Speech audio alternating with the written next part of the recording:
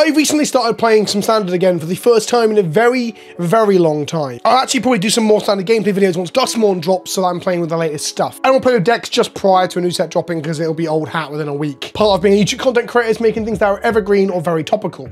That would be neither. And because of this, and also the omnipresent conversation around is Commander dominating Magic too much, I've been thinking a lot about Standard and Magic's role within the card game and hobby shop ecosystem. Standard's gameplay is really good right now, so what's stopping people from giving it a go? In this video, I just wanted to present a few things that I'd noticed recently that I think might be barriers to entry that Wizards over time can improve upon. Some of them are things that they just slowly chip away at, like the fundamental image issue that Magic kind of has at the moment, and some of them are more overt things like fixing your goddamn app. All that and more in today's video. And if you're looking at picking up a single or sealed product or cards for Standard, for example, to play in your RCQs or store showdowns, use the link in the description below to coolstuffinc.com. Use the code Kenobi at checkout to get 5% off your order, and it helps support the show. I want to talk a bit about some anecdotes that I saw floating around online. This one is pretty funny that was sent to me.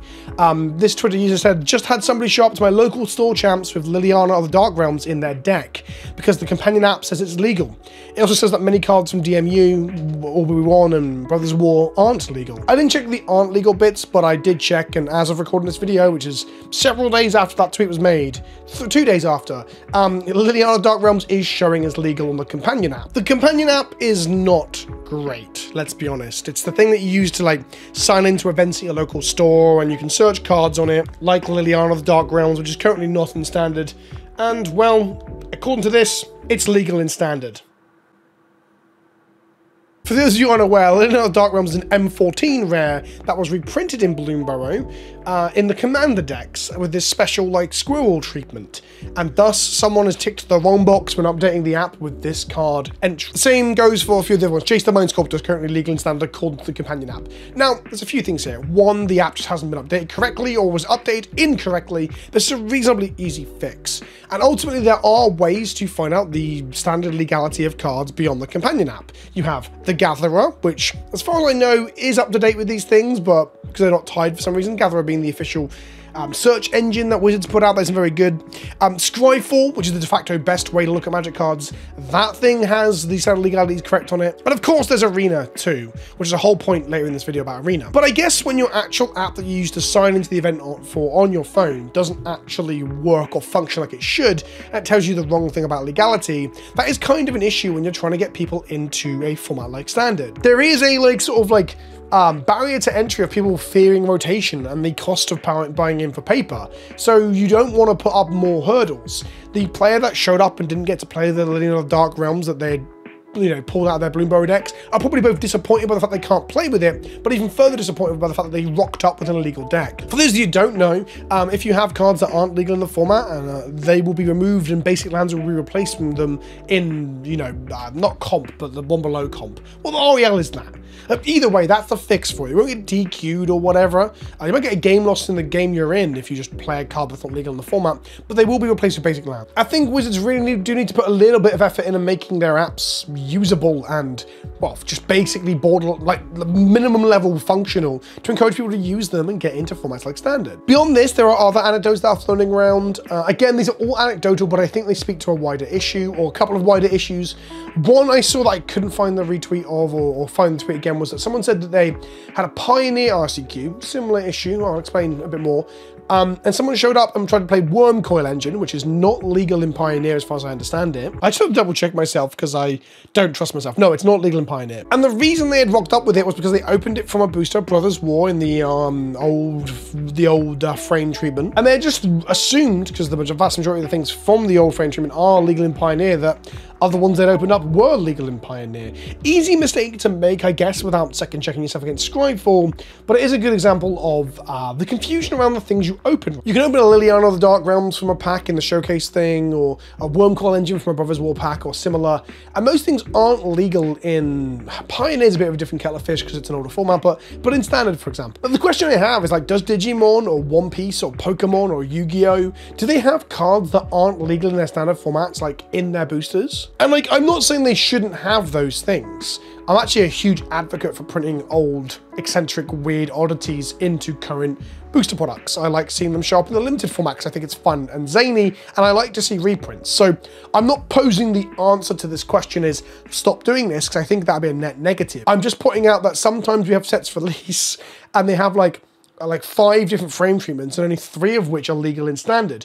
2 that are different frames themselves or different set symbols will be legal in standard, see Big Score and Outlaw Junction, and then it just becomes an absolute shitfest of trying to figure out what is legal and what isn't legal. Look at the big printing press treatments. Some of those cards are in standard.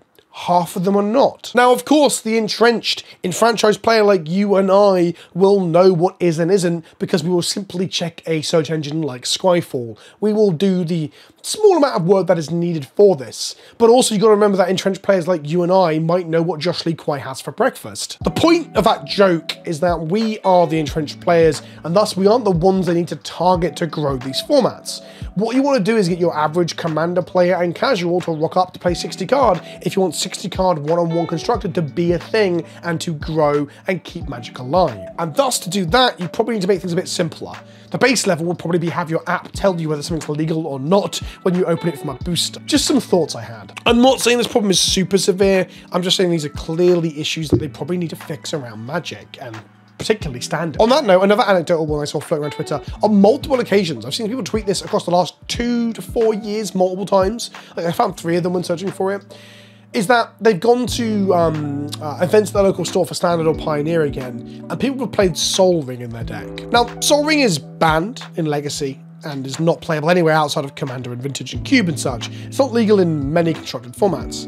But the point is, Sol Ring is like a poster child for Magic because it's so prominently part of Commander.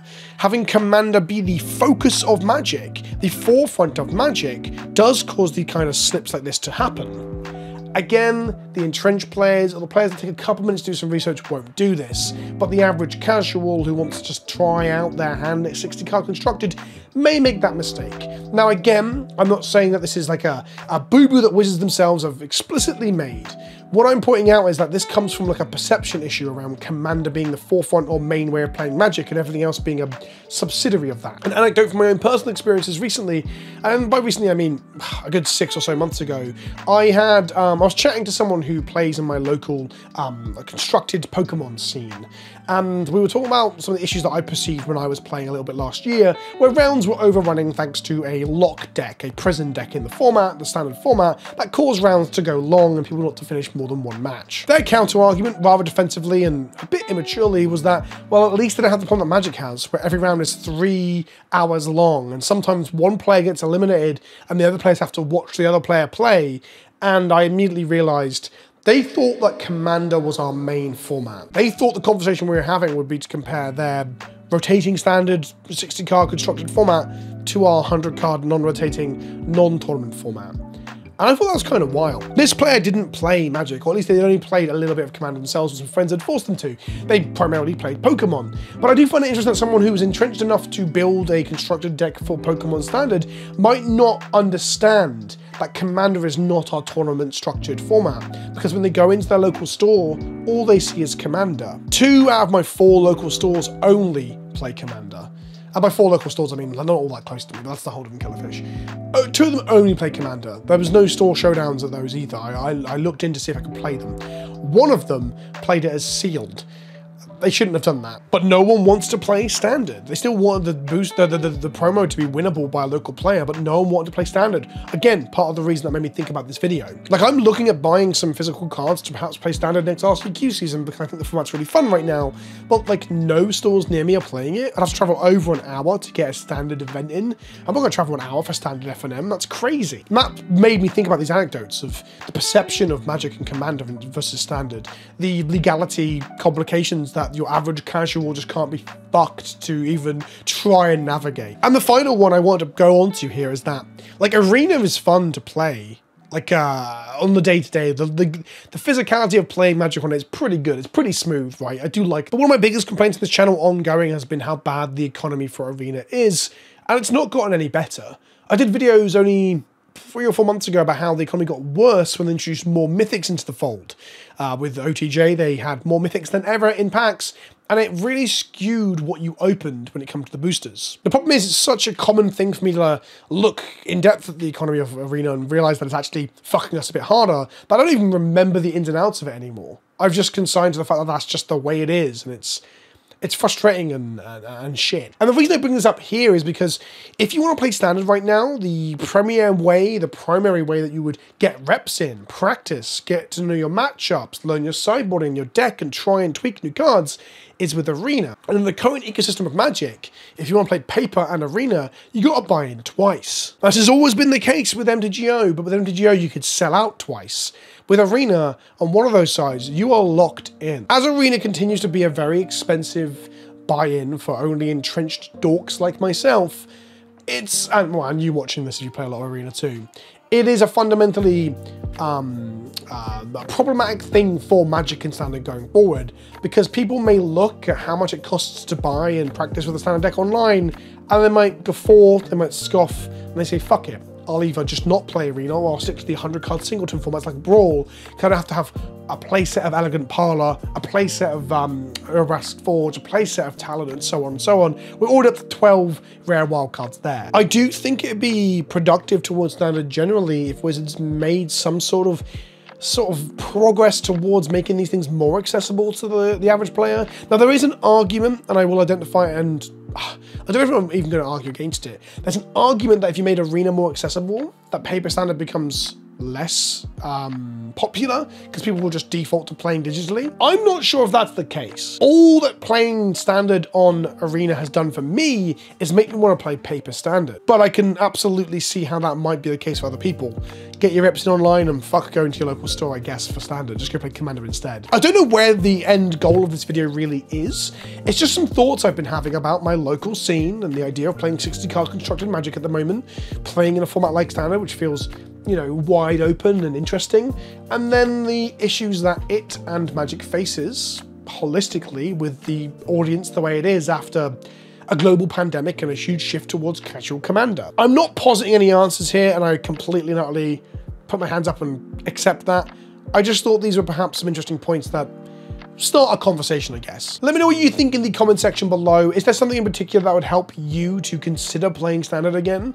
Are there things in this video that you think I've missed the mark on, or are there things you want to improve on with some further points? Please do comment below. I will read the comments for this video because it is a discussion piece essentially, and I'll chime in more on this as we go into Duskmourn releasing and playing Standard with the new cards too, which I'm actually really excited for. I think Duskmourn looks incredible, and there's a lot of cool, interesting designs in there too. Stuff I've seen that I can't talk about yet.